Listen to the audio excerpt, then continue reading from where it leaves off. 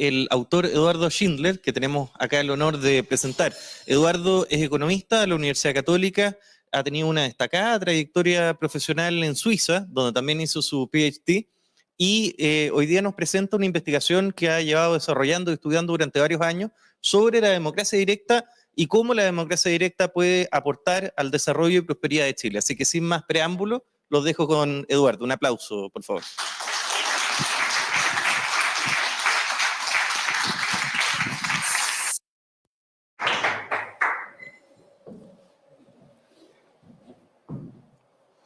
Señoras y señores, bienvenidos. Muchas gracias por tomarse el tiempo de venir a compartir ideas. Espero que lo que vamos a ver juntos sea útil e interesante. Le agradezco a la editorial por tener la valentía de sacar un libro como este y decir esto vale la pena discutirlo en Chile. Una idea que plenamente comparto, naturalmente. La presentación tiene una parte que es sobre Suiza y una parte que es sobre Chile. Antes de la presentación, dos analogías, ¿ok? Una primera analogía, hay dos fábricas que producen más o menos lo mismo. Entran 20 camiones de materia prima al mes. La diferencia es que en una fábrica salen 18 camiones con productos terminados al mes y en la otra solo 2 camiones. La pregunta es, ¿cuál está trabajando mejor? Donde salen 18 camiones. ¿Cuál tiene problemas? La donde tiene 2 camiones. ¿Cuál hace mejores productos? ¿En qué fábrica la gente dentro de la fábrica tal vez tiene un ambiente de trabajo más sereno, más positivo? Esa es una analogía. La segunda analogía, pensemos en 2 restaurantes que sirven lo mismo, más o menos el mismo menú, el mismo tipo de comida.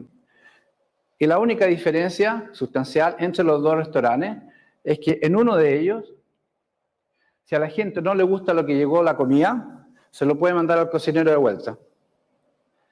Y en el otro, lo que llegó se come o lo deja. Pregunta, ¿en cuál de los 2 restaurantes el cocinero hace más atención a cómo cocina? ¿En cuál es probable que la comida sea más rica? Que los clientes estén más contentos de lo que comen. Que no dejen cosas en el plato o eviten comer. Si uno logra recordarse de estas 2 analogías, se va a acordar siempre qué significa la democracia directa y por qué es tan diferente respecto al sistema de democracia representativa, como se hace en Chile y como se hace en docenas de otros países en el mundo que la utilizan. ¿Ok? 2 analogías. Vamos a la presentación.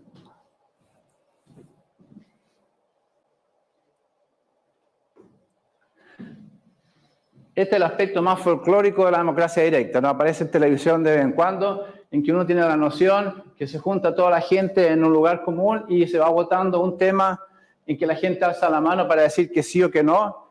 Y en este caso uno ya ve, hay tantos papeles azules, ganó esa, ganó el sí o ganó el no. Esta forma de democracia que se practica hace siglos todavía queda en solo 2 cantones que son más bien chiquitos. ¿Ok? Así que esto es una cosa, un aspecto un poco folclórico de lo que cuando la gente habla de democracia directa piensa en este tipo de cosas. En realidad, se lleva a cabo como en todas partes cuando hay que ir a votar. Hay un papelito, este papel tiene una pregunta y a esa pregunta uno le puede decir que sí o que no y 4 veces al año va a donde están las urnas en ciertos lugares y entrega su voto en cada uno de estos temas. Esta es la forma en que se practica. Lo que está a la base de esto es respecto a las democracias representativas, el derecho político que tiene el ciudadano suizo es también elegir a sus representantes, los que van a los parlamentos o al poder ejecutivo. El derecho de elegir. Y esto para las autoridades de nivel nacional, a nivel de cada uno de los 26 cantones o regiones y en cada una de las 2.170 municipalidades, eligen a sus representantes cada 4 años, como en cualquier parte. La diferencia de la democracia directa es que, además de este derecho, el ciudadano tiene el derecho a referendar, a decir que sí o que no a una pregunta a la vez, muy acotada, muy específica, a cualquier tipo de temas. Puede tener con educación, con salud, con transporte, relaciones exteriores.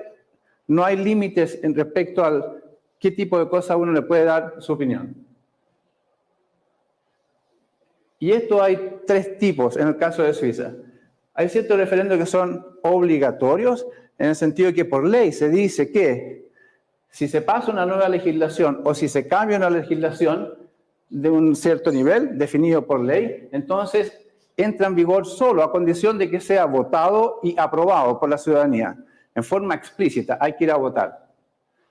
Por ejemplo, el impuesto al valor agregado, un impuesto a nivel nacional en Suiza, si quiere la autoridad es cambiar la tasa de 8 a 9%, subirla o bajarla, pueden ponerse de acuerdo y decir queremos subirla, pero va a ser obligatorio el que tenga que ser aprobado por la ciudadanía. La ciudadanía no tiene que hacer nada, esto llega. Y cuando llega hay que votar.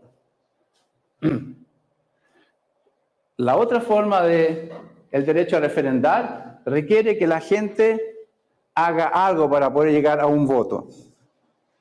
Uno de ellos, que probablemente la gente ya lo habrá escuchado de una u otra manera, son las famosas iniciativas populares.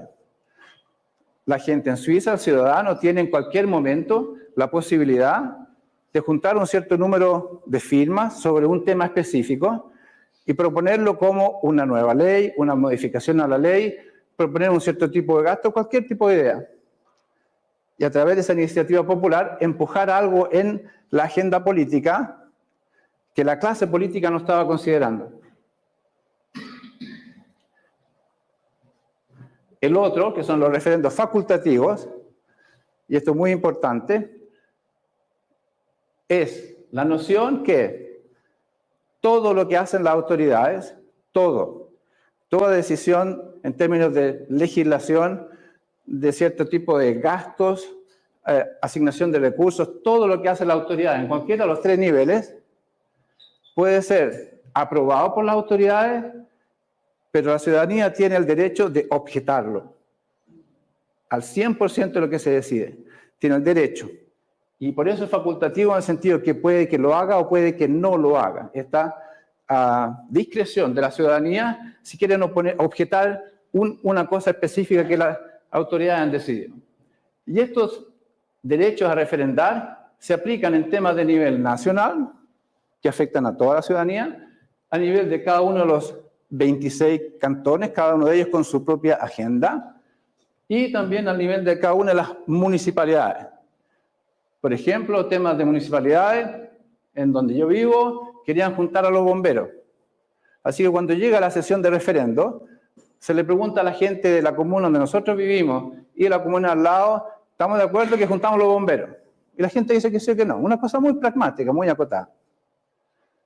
Una cosa de tipo cantonal, regional, puede ser, por ejemplo, que en el caso de Zúrich, quieren alargar la pista del aeropuerto. Entonces le pregunta a la gente de Zúrich, ¿usted quiere que le alargamos la pista? Y es la gente de Zúrich que dice si sí o no. No se le va a preguntar a la gente de otros cantones. En cambio, que si es un tema a nivel nacional, como por ejemplo, queremos entrar a ser parte de la Comunidad Europea, toda la gente de Suiza tiene que dar su aprobación o rechazo a una idea que afecta a todo el mundo. Esta es la mecánica, el principio, ¿ok?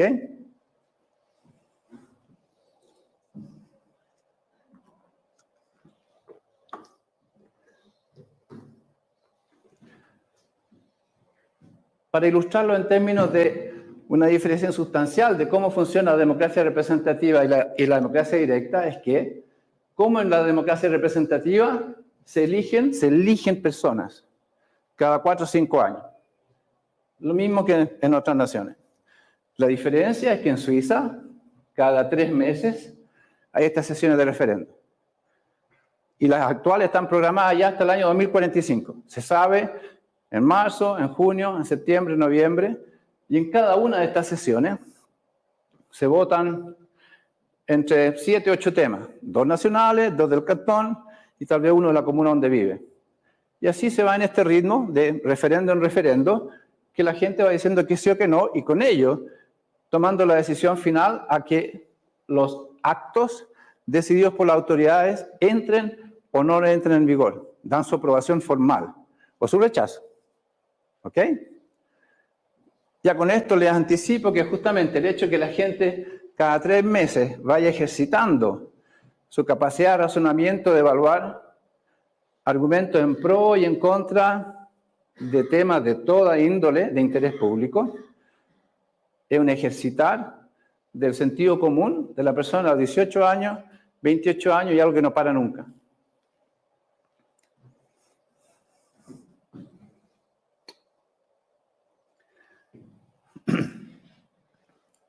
Desde 120, 130 años en que se usa el derecho a referendar, a nivel nacional, se han referendado más de 600 temas. Aproximadamente 200 por vía del referendo obligatorio, 200 por vía del facultativo y otros 200 por vía de la iniciativa popular.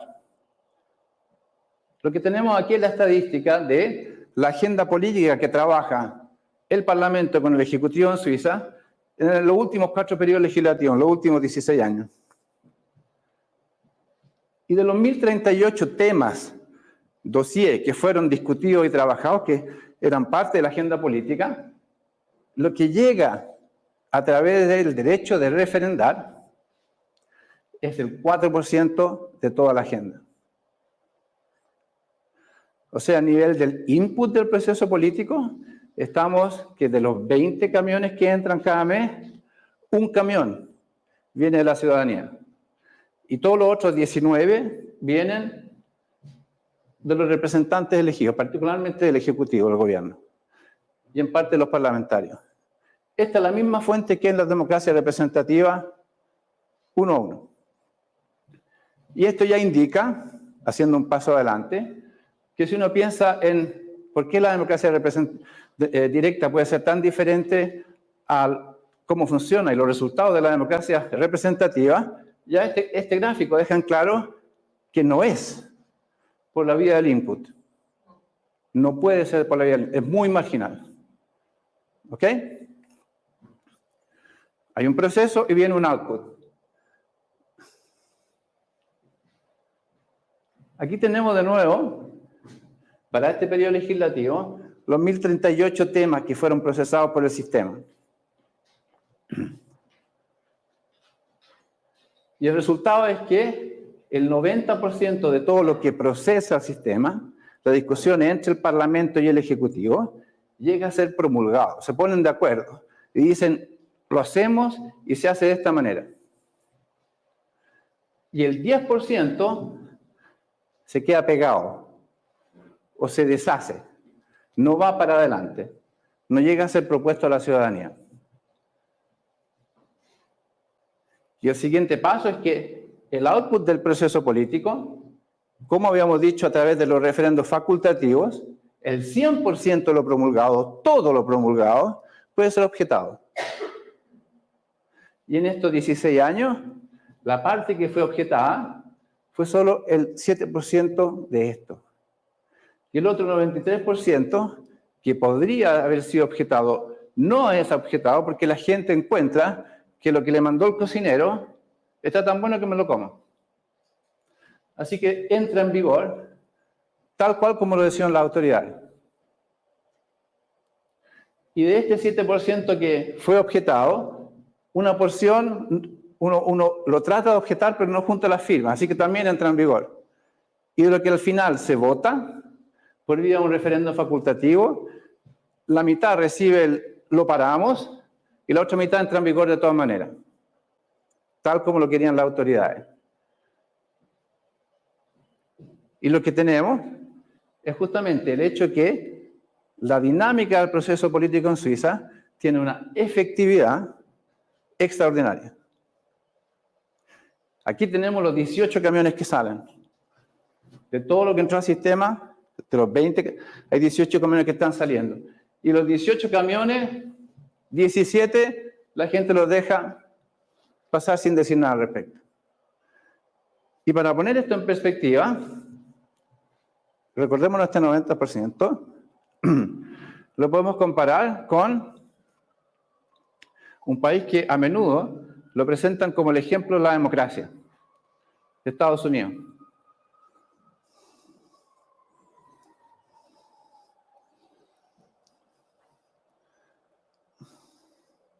Disculpen.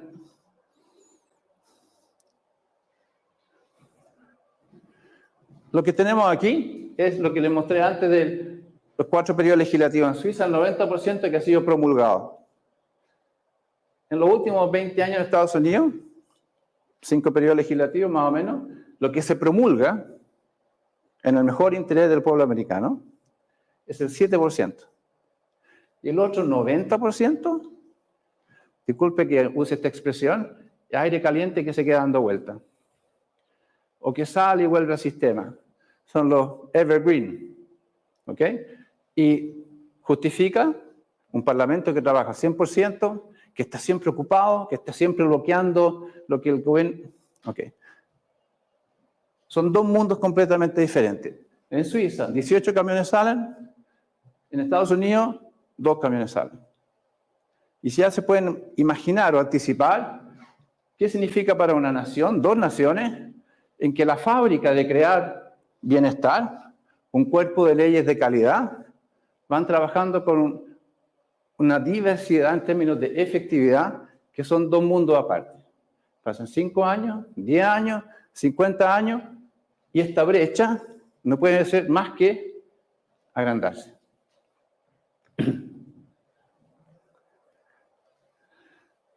Así que la pregunta es, ¿cómo Suiza logra una tal efectividad en la cantidad y calidad del output del proceso político? No es el input, es el output, que evidentemente hace la diferencia.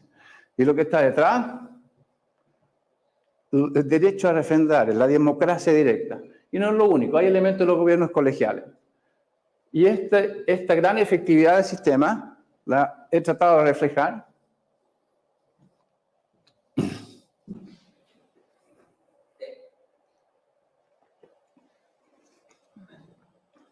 No pregunta, ¿eh? Al final, por favor. Gracias.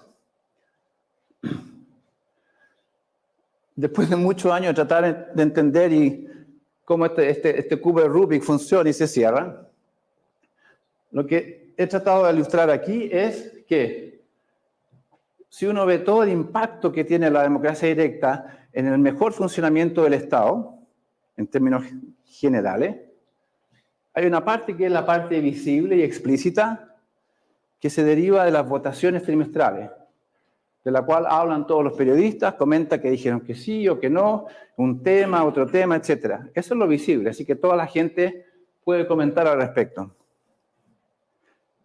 Y al mismo tiempo, hay toda una parte no visible, este es el 4% de input al sistema. Y hay la parte no visible, que es el otro 98% de todo lo que hacen las autoridades, que entra en vigor sin ser objetado. Y esto porque la democracia directa obliga al cocinero a trabajar de tal manera que tiene que hacer mucha atención que si hace algo que tiene un sesgo ideológico o que no está bien pensado o completado, la ciudadanía se lo va a parar. Y los años de trabajo que han invertido en llegar a una legislación, a un cambio de legislación, tiene que partir de cero. Y de entre los 3 derechos políticos que tiene la ciudadanía, el referendo obligatorio, facultativo o la iniciativa, desde mi perspectiva, está claro que es justamente el derecho a mandar las cosas de vuelta, y lo cual basta que mandemos unos pocos platos. Esto es lo que hace la diferencia en cómo funciona una nación con democracia directa respecto a una que es solo una democracia representativa, la parte no visible, que de lejos, es lo que lleva a la sociedad en una dirección diferente.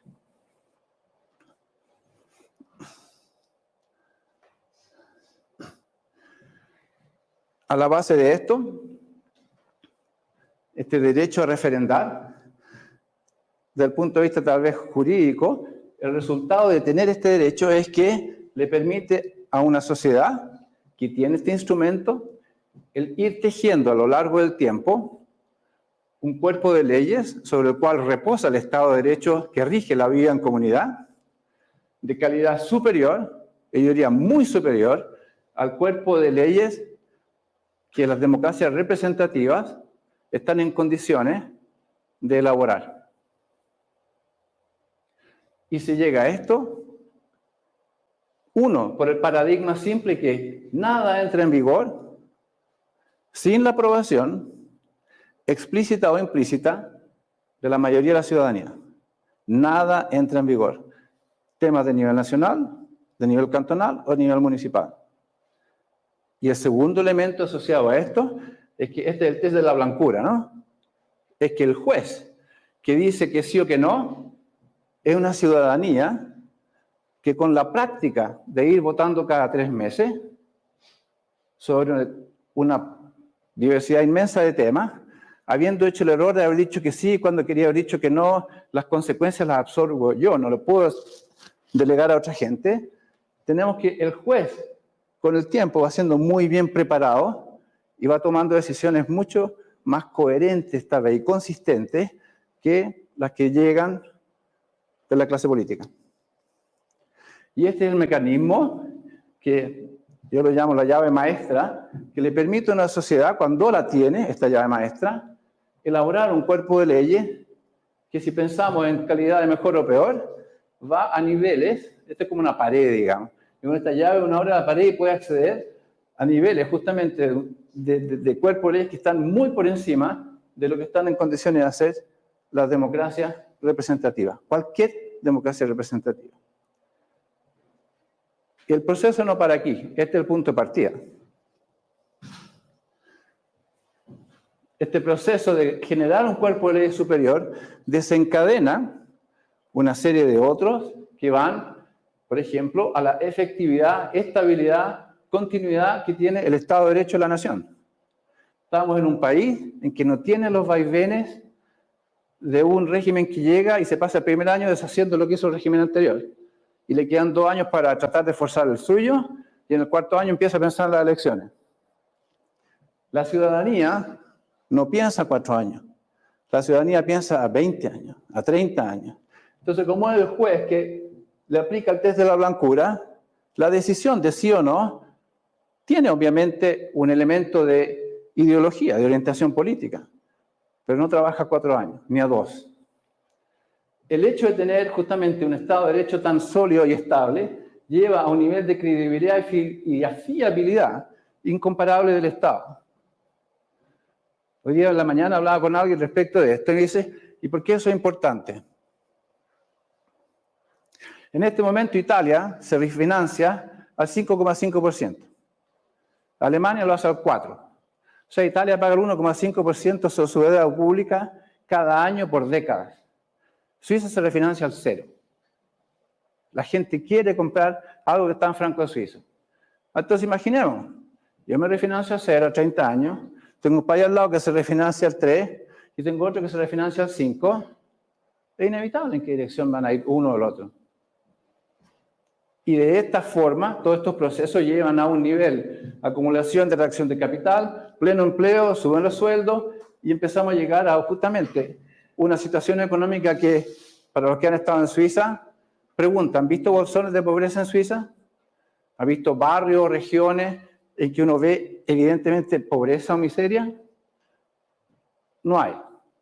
¿Cómo se ha llegado a esta ecuación social? Porque este esquema se aplica en cada una de las regiones, en cada una de las comunas, y van avanzando todos juntos con esta misma maquinita.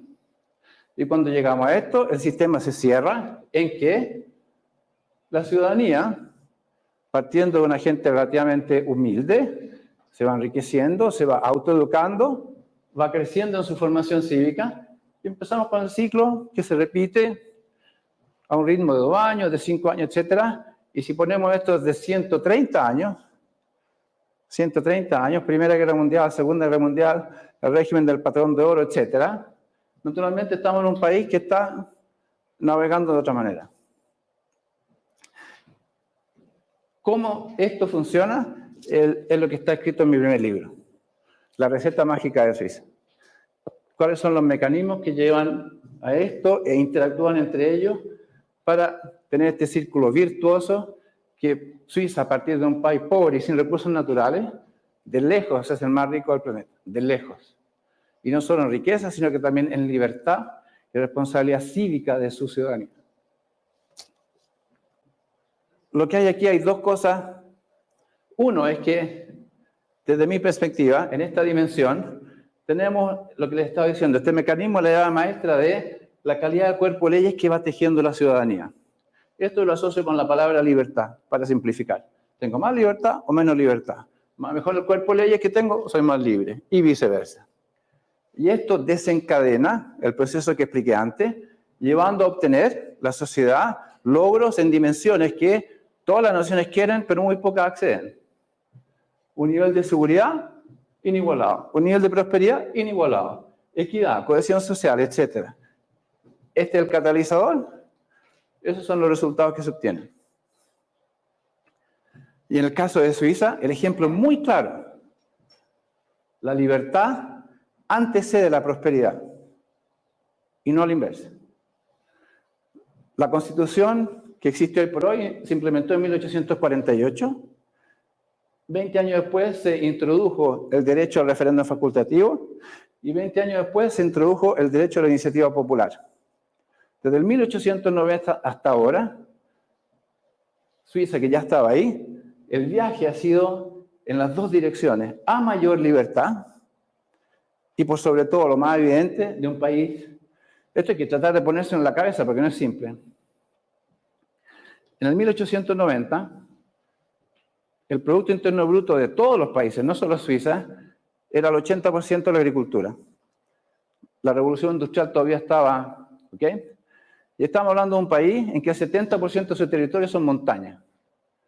O sea, agricultura sin acceso al mar y sin recursos naturales. ¿Ok? O sea, cuando esta carrera empezó, Suiza no estaba al nivel, no partieron todos los países al mismo nivel. Suiza estaba sustancialmente más atrás. Era la época en que nuestros bisabuelos se iban. O Suiza mandaba legionarios a pelear porque no había de qué vivir en Suiza.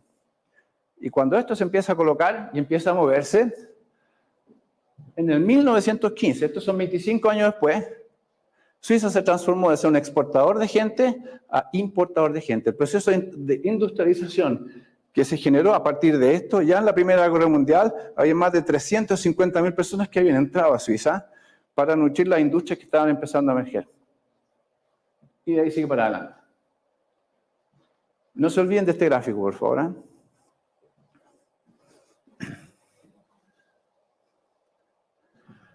Uno de los elementos que hay en este proceso de acceder a mayor libertad es, o se exprime, diría yo, en el hecho que la ciudadanía, la gente, va desarrollando esta capacidad cívica de evaluar argumentos en pro y en contra, de tal manera que identifican proposiciones que aparecen como regalitos y la gente dice, no, esto no me conviene. Esto que hay aquí son las estadísticas de una votación, un referendo, del año 76, o sea, una generación hace un tiempo atrás, y la proposición era que en aquel entonces la semana de trabajo era de 44 horas a la semana. Y una iniciativa, la gente que dijo, oye, estamos trabajando mucho, bajémoslo a 40. Imagínense, cuando le dice a la gente, ¿te gustaría trabajar 4 horas menos a la semana? Al tiro. En Suiza se vota, estos son los 26 cantones, en todos los cantones la gente dijo que no. Independiente si estamos hablando de la cultura italiana, o la cultura francesa, o la cultura alemana, si es un cantón rico como Zúrich, si es un cantón de montaña de puros campesinos como Uri, la capacidad cívica de la ciudadanía de todos estos cantones hace que el 78% de la gente le diga que no a una ley que le haría rebajar 4 horas de trabajo a la semana. Y para llegar a un 78%, es solo posible si disculpe que lo diga así, las clases sociales más numerosas también dicen que no. Si no, uno no llega a este 78%. Algunos años más tarde, hace 10 años atrás, una idea similar, esta vez en vez de reducir la hora de trabajo, la proposición era, hay 4 semanas de vacaciones pagadas al año, que hay una ley que diga que hay 6 semanas de vacaciones al año. Todos los empleados tienen a partir, si la ley se implementa, a 2 semanas adicionales pagadas. Y lo que tenemos aquí, de nuevo, el resultado de los 26 cantones, en que el 67% de la gente que fue a votar dice, no me conviene, no nos conviene, porque alguien tiene que pagar por esto. Y el ciudadano suizo, cuando le llega cualquier tipo de proposición, la primera pregunta es, ¿cuánto cuesta? ¿Quién paga? Y no les cuesta a millones de personas independiente del nivel socioeconómico, independiente de la inteligencia intrínseca que el Padre Santo le ha dado, hacer la conexión de que si esto cuesta, alguien lo va a pagar. O lo voy a pagar yo con impuestos más grandes, o lo voy a pagar yo porque voy a perder el trabajo. O gente que yo conozco, o mi familia. Perdemos competitividad. Y eso lleva a que 1.600.000 personas renuncien a una ley que le daba 2 semanas de vacaciones pagadas a todos. Y admirable, ¿no?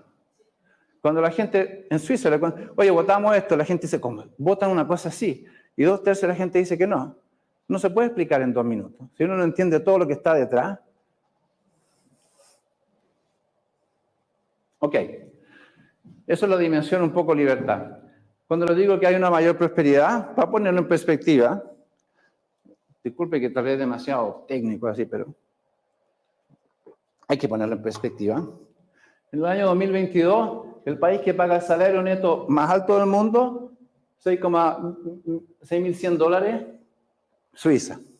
El segundo es Singapur. Y aquí tenemos la lista, llegando a Chile, ¿ok? Para los que, disculpe que hablemos de matemáticas. Si yo soy Alemania y estoy a 2.8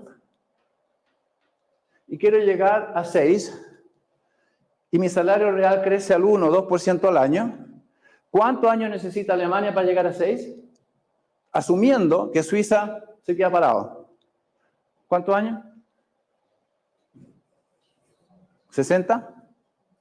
60. O sea, estamos hablando de un país que cuando hablamos de más próspero, cuando dicen, oye, son todos ricos, más ricos, sí, eso es cierto. Pero pongámoslo en perspectiva, no estamos hablando de que Suiza está un poco más adelante. Este es un país que hace 120 años atrás era una fracción de lo que era Alemania, Francia, etcétera, y entre tanto en la carrera los pasó y les sacó ventaja al punto que todos los otros países que funcionan con democracia representativa y que son ricos, de la perspectiva de un país como Chile, están hoy por hoy entre 50 y 100 años más atrás de Suiza. Esa es la dimensión de cuánto es la diferencia en estas dimensiones de prosperidad, seguridad, etcétera, que resultan de esta fabriquita.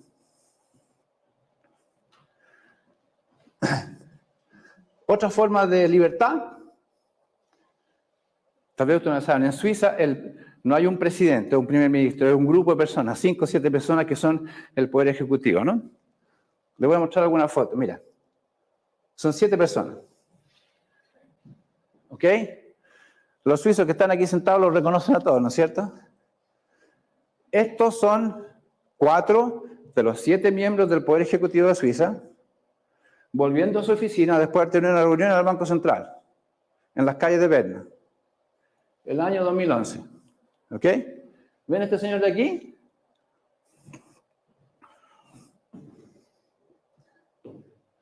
Vivía en Neuchâtel. Así que tiene que tomar un tren todos los días que le dura media hora para ir a trabajar a Berna. Está esperando el tren para ir a trabajar.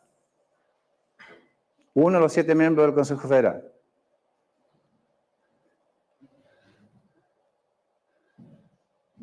En ese año, este señor era, creo, el presidente de la Confederación, que se rota una vez al año, va a la reunión de las Naciones Unidas, y entre tanto que hay pausa o lo que sea, se va a trabajar un rato afuera. Era el presidente de Suiza, ¿no? En ese año. Para evitar el centralismo, Berna está en el centro, una vez al año el Consejo Federal va a trabajar en un cantón y trabaja una semana en un cantón. En este año fueron a trabajar a Zúrich, llegan en tren y tienen que caminar 2 o 3 cuadras a los edificios donde van a tener que trabajar por una semana. 1, 2, 3, 4 de los 7 miembros del Consejo Federal en la calle de Zúrich.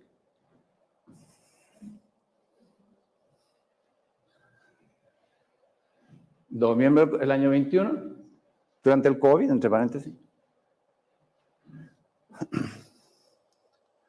Y este es el señor que eligieron en diciembre pasado. Esta foto en julio de este año, trabajando en una mesita en un restaurante en Berna. Esto, entre paréntesis, viene de un señor que dice, esto existe solo en Suiza, ¿no?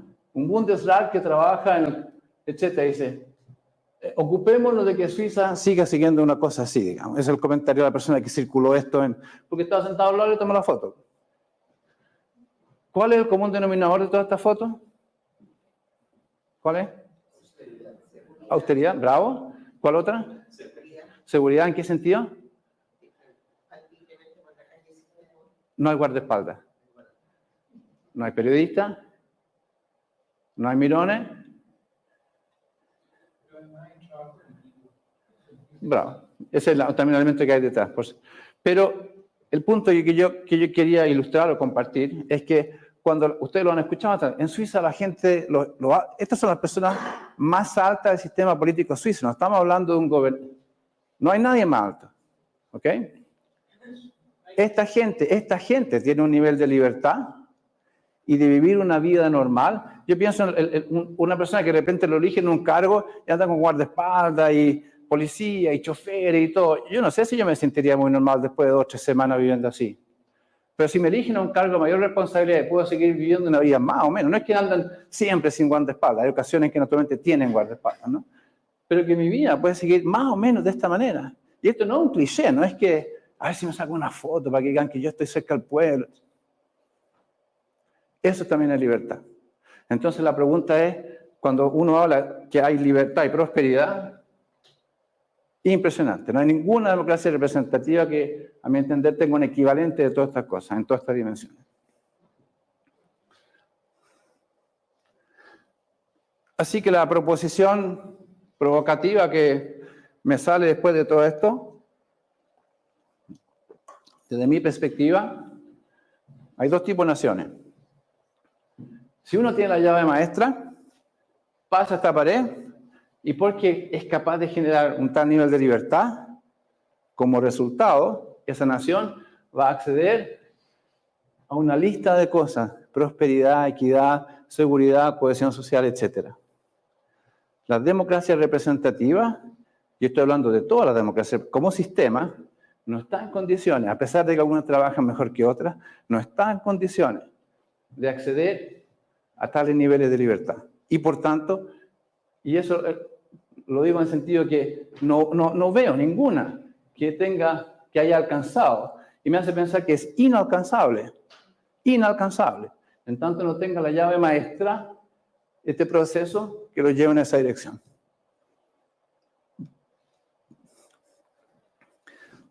Eso es este librito. Eso es Suiza. Y si me dan tiempo, hablamos de Chile. Ok. ¿Se acuerdan del gráfico que habíamos hablado de Suiza y que les pedí que se lo recordaran? Yo nací aquí en Chile, estudié en los años 60, 70, fui al Instituto Nacional, estudié Economía en la Católica, en el año 82 me fui a hacer un doctorado a Suiza y hace 40 años que vivo en Suiza. Yo crecí en un Chile en que cuando llegaba una persona que venía a invertir 10 millones de dólares en cualquier cosa, en las raras ocasiones que podía ocurrir, el ministro lo iba a esperar al aeropuerto y era noticia en la noche. Hoy día vivimos en un Chile, por suerte, las generaciones en que se invierten 4.000 millones de dólares, 6.000 millones de dólares, es una estadística. La inversión extranjera, dimensiones que inimaginables, ¿no? Yo crecí en un Chile en que Codelco producía 600.000 toneladas al año, uno al mes. Hoy produce 6 millones, el país, 6 millones de toneladas. La cantidad de plata que se requiere en 40 años, ¿ok? Digamos, para mí la visión, no le coloqué fecha para que no peleemos, ¿eh? Pero cuando yo pienso en el Chile, en el cual, porque se lo dije a Henry el otro día, cada uno cuenta la película en el momento en que entró a vivirla. Así que cuando yo entré a vivir mi realidad como joven y estudiante en Chile, yo crecí en este país pobre y lejano, y entre tanto, el país más rico de Latinoamérica de lejos. Los parámetros macroeconómicos que tiene, 4 o 5 millones de personas que han salido de la pobreza, ratios que están por encima de Portugal, Italia, etcétera, poca deuda externa, o sea, toda una realidad que no tiene nada que ver con el Chile en que esperemos que venga el Fondo Monetario que nos preste 200 millones, o el Banco Mundial que nos dé 50. Siempre pidiendo y dependiendo, ¿ok? Este país le cambió el pelo completamente. Y el problema, disculpa, yo anticipo un poco, es que esa situación, desde mi perspectiva, siendo economista, es que no es una situación sostenible, no es una situación de equilibrio. Y si no pasa algo importante, esto no va a quedar así. Y cuando digo que no va a quedar así es porque desarrolle un nivel de libertad que sea coherente, equivalente a la mayor riqueza, independencia y prosperidad económica que han experimentado millones de chilenos y que los siguen tratando como individuos cívicos con el mismo rol y limitaciones que existen desde hace 200 años atrás. Se sigue haciendo política, yo lo llamo así, a la antigua. Así que cuando pienso en la dimensión libertad y veo la fábrica que genera libertad, la historia no es muy feliz. Y disculpa que tenga que usar este tipo de palabras.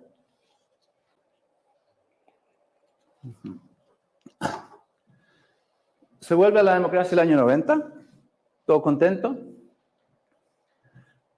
Se elige 2 gobiernos de centroizquierda, 10 años.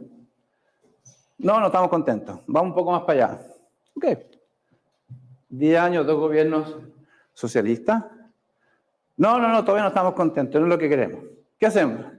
Vamos para acá. Ok. 4 años de gobierno de derecha. No, tampoco es lo que queremos. Vamos donde estábamos antes. No, tampoco es lo que queremos. Pues vamos donde estábamos primero. ¿Y qué hacemos aquí? Todavía no estamos contentos. Bueno, vamos más para allá todavía. Ok, vamos más para allá todavía. Ya mirando esto, uno ya, disculpe, no quiero hacer política, ¿eh? No cuesta imaginar a dónde van a estar los cuadritos después, ¿eh? Pero no es el propósito de esto.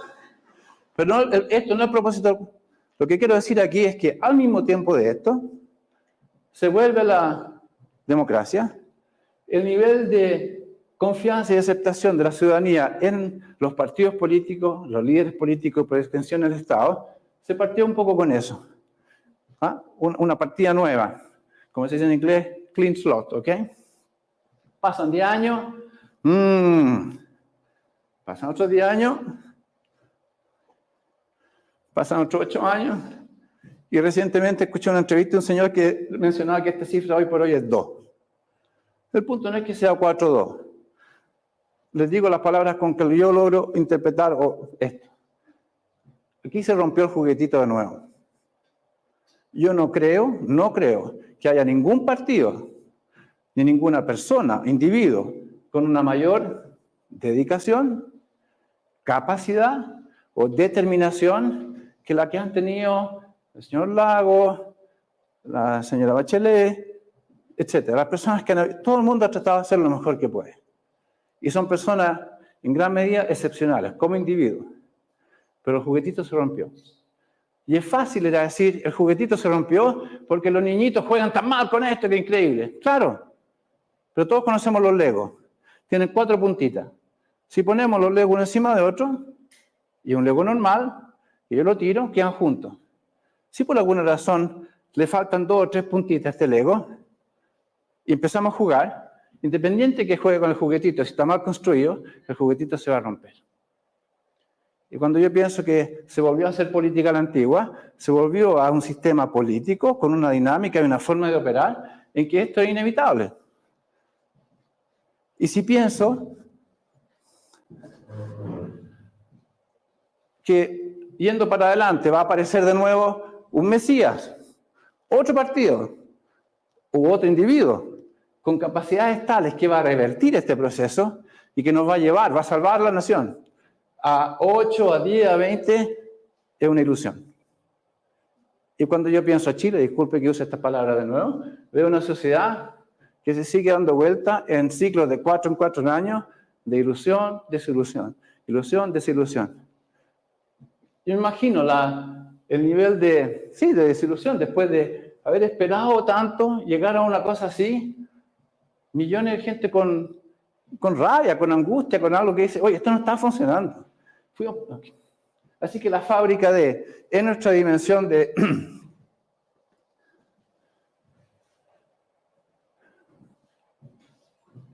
logramos esto en varias décadas y nos estamos yendo para atrás. Chile se está yendo para atrás hace rato. Y uno puede colocarlo en forma de economía o de libertad, era el país más innovador, no era más el país innovador, crecía, no crecía, tenía una dinámica, etc. Una de las, no sé si la palabra la ventaja, pero cuando uno vive afuera y viene una vez al año, con una cierta periodicidad a Chile, uno viendo la película en cámara lenta. Hay muchas cosas que no ve, pero las grandes cosas uno no puede no verlas. Entonces, cuando yo digo que Chile se está yendo para atrás, no es que me dé placer decirlo. Habiendo visto estos logros están comprometidos. Y la proposición y la motivación de escribir este segundo libro, que lo acabo de recibir, entre paréntesis, hoy día apareció, está calentito todavía. Este segundo libro propone que, en el caso de Chile, o se democratiza la democracia, se dota de un instrumento capaz de poner fin en forma irreversible y efectiva a los problemas que están a la base de esta forma de hacer política a la antigua, y no solo evitamos irnos hacia atrás con la política a la antigua, sino que es un instrumento con este círculo virtuoso que logra desarrollar un nivel de libertad equivalente, coherente al nivel económico que ya se ha tenido, que ya estamos ahí, y además, por definición, en esta dinámica, lleva a Chile, este es un proceso que es abierto en el tiempo, y hasta qué tan rico se puede llegar. Ese es el mensaje de este libro. Para ponerlo en términos semi-académicos,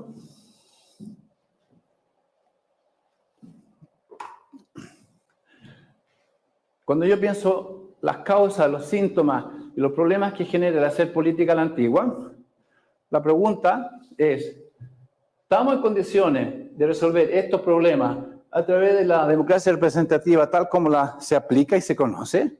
No solo en Chile, sino que en términos generales.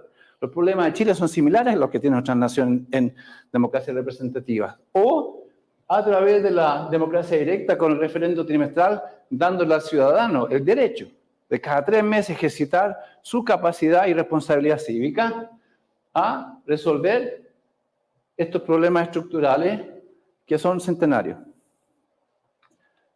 Empiezo con la partitocracia, no voy a hacerlo mucho en detalle, pero lo primero que me viene a mí cuando pienso en Chile es la partitocracia centralina. Yo crecí en un Chile en que habían 20, 30 personas, distintos partidos, que cortaban el queque. ¿No es cierto? Y cuando, esto se lo hice hace 15 años atrás, fui a mirar todos los 200 miembros del Parlamento. Y lo que hice fue ver de los 200, cuántos eran oriundos de las regiones de las cuales venían. ¿Cuántos eran oriundos de las regiones? Diga un número. De 200. 20, bravo. 40. 10. El número 10. Y si usted lo analiza por partido, izquierda, centro, derecha, todos. Entonces tenemos 10, 20 personas en Santiago, tú vas por la 11ª región, tú vas por la... ¿Ok? Y te fue mal allá, te cambio para acá. Eso lo vieron mis abuelos. Seguro, en los años 40, 50. Lo vieron mis papás en los años 50, 60. Lo vivimos nosotros en los años 60, 70. Se parte con la democracia de nuevo en el año 90. Y al poco andar, estamos de vuelta con un centralismo, comportamiento errático de las autoridades, hago, deshago, vaivenes, etc. Actos arbitrarios de mala calidad orientados a ideología y no a los problemas de la gente. La ciudadanía, disculpe que use la palabra, no se me ocurre otra, es la comparsa de la clase política. Hay una democracia porque votamos, pero una instrumentalización del voto de gente que va manipulada. Estamos llegando, es fácil de observar, a niveles de radicalización y antagonismo ideológico que no había el año 90, que no había hace 20 años atrás. Y en los últimos años no ha hecho más que empeorar. Entonces, si pienso, estos son los problemas que tenemos que ocuparnos, este es el modelo que tenemos, y yo digo, ¿qué capacidad va a tener este modelo de resolverlo en forma efectiva e irreversible? No está en condiciones de hacerlo. Seguir alternando partidos y personas por los próximos 30 años o 50 años. Si se implementa el derecho a referendar, Chile se dota de un instrumento que nunca ha tenido y que está en condiciones, y desde mi perspectiva, lo digo en blanco y negro, es la única alternativa, es el único instrumento democrático capaz de frenar y resolver estos problemas, evitar el ajuste hacia atrás. ¿Cómo se implementa? Es bien fácil. Las leyes son 10 artículos de 3 líneas en 3 páginas. Lo implementa a nivel de las municipalidades, funciona 5 años, lo extiende al nivel de temas de las regionales, específico a cada región, otros 5 años, y después que la ciudadanía y todos los actores políticos han aprendido a operar y a ajustarse a esta forma dinámica que tengo el derecho a mandarte la comida de vuelta si lo que me mandaste no me gustó, lo extendemos a temas de nivel nacional. Y entre tanto, todo el mundo tiene un poco la capacidad de aprender. Me quedan como 4 o 5 slides, así que 3 minutos, 4 minutos. Cuando hablo de esto, en Chile y en otras partes, la primera reacción, no, esto no funciona, hay que educar a la gente. Se van a robar la plata. No estamos preparados. Suiza rico y toda la cosa, ¿no? Ese es el argumento de por qué no hay que hacerlo. Y a la clase política, la partidocracia, cualquiera de estos argumentos, se quedan callados y te dicen, gracias, tienes razón. Otros 30 años. Yo la única respuesta más que argumentar es esta. Espero que no lo interpreten como una cosa peyorativa lo que voy a decir ahora. En el 1890, en particular, con mucho respeto a los suizos que están aquí presentes, ¿eh? En el 1890, el 85% de la población en Suiza era este tipo de personas. Hoy el 9%. Eran campesinos de alta montaña que si tenían suerte habían llegado a octavo básico.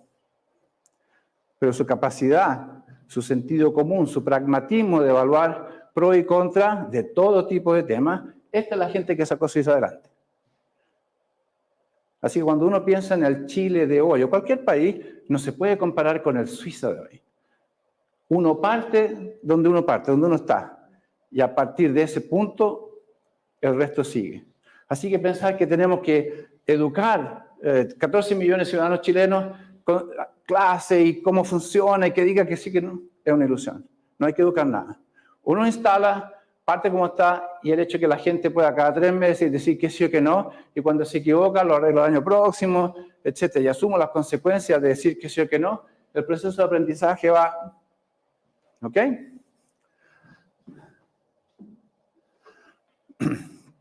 ¿Ustedes conocen al señor Fernando Paulsen? Fernando Paulsen, ¿ok? El señor Paulsen es profesor de periodismo. Y lo vi una vez que él decía que una de las primeras cosas que le dice a sus alumnos, ¿no?, es que las noticias tienen un periodo de gestación. Y uno de los objetivos del periodista es desarrollar la capacidad de reconocer una noticia no cuando ya está la guagua por nacer, que es evidente para toda la gente, sino que cuando todavía tal vez la guatita todavía no se ve, digamos, ¿ok? Así que haciéndole mucha confianza a sus años de experiencia, yo espero que el señor Paulsen tenga razón. El martes pasado estuve con él. Él leyó este libro en el verano, me contactó y me dijo, te tengo que entrevistar. Yo dije, no estoy en Suiza, hagámoslo Zoom, le dije, estoy en Suiza. Pero cuando viene a Chile lo tenemos que hacer. Esto fue el martes pasado. Así que si pienso en la capacidad del señor Paulsen de anticipar que esto no es una quimera o aire caliente, digamos, espero que tenga razón.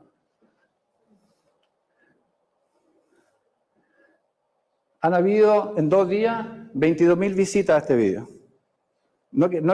Disculpa, lo digo con humildad. A mí me sorprende, pero uno se puede esperar, digamos. Pero que hayan 22.000 personas que se lo mandan, echan una mirada, etcétera, y la credibilidad que el señor Paulsen indirectamente le entrega al tema, no Eduardo Schindler, es el tema que cuenta, me hace esperar de que no estamos perdiendo el tiempo, digamos así. Termino con una última cosa y después nos vamos. ¿Puedo decir una última cosa? Esta es tal vez el gráfico con la carga valórica más grande de todos los que mostraba. Podemos hacer el ejercicio mental juntos. Pensemos en la sociedad Y como sabemos, toda la sociedad lo podemos dividir en 5 quintiles. 20%, 20%, 20%, ¿ok? Si pensamos en el 20% más rico, yo pienso el 20% más rico de gente en Suiza y lo comparo con el 20% más rico, el quintil más rico de cualquier otra nación, Chile, Alemania, etcétera. Y me pregunto, ¿qué tanta diferencia? ¿Qué tanto mejor están el 20% suizo? Y yo digo, sí, están un poco mejor, pero todos tienen 2 casas, viajan, hacen lo que quieren, tienen plata en el banco, etcétera. A nivel cualitativo, la gente en Suiza no tiene que vivir con sus casas rodeadas de guardia y alambre electrificado y los niños pueden caminar al colegio, etc. Una cosa un poco más sutil, por así decirlo. Y cuando empiezo a bajar del quintil más alto a un quintil medio, y voy al quintil más bajo, y pienso el quintil más bajo de Suiza con el quintil más bajo de Chile, o de Brasil, la favela, o de Alemania, o de Italia. La gente con el quintil más bajo en Suiza, si pienso en su bienestar en términos generales, el tipo de calidad de infraestructura en que viven, los servicios públicos que reciben, educación, salud, etc. El nivel de seguridad en su barrio. Entonces la diferencia se empieza a poner cada vez más grande. ¿Estamos de acuerdo? Y esto mi señora tal vez nos está mirando y mi señora no está de acuerdo, ¿eh? Tenemos una pelea ahí filosófica grande. Porque si esto es correcto, lo que te resulta esto, y es realmente interesante, si este es el nivel de la clase social en Suiza, y este es el quintil más grande, y los quintiles más bajos, y aquí yo trato de mostrar el diferencial en términos de mejora de bienestar en términos generales, no solo la plata que gana, sino que también las condiciones y el entorno en el que vive, se llega a la conclusión de que más baja la clase social, y esto se aplica a Chile o cualquier nación, más baja la clase social, mayor es el beneficio que se recibe de implementar la democracia.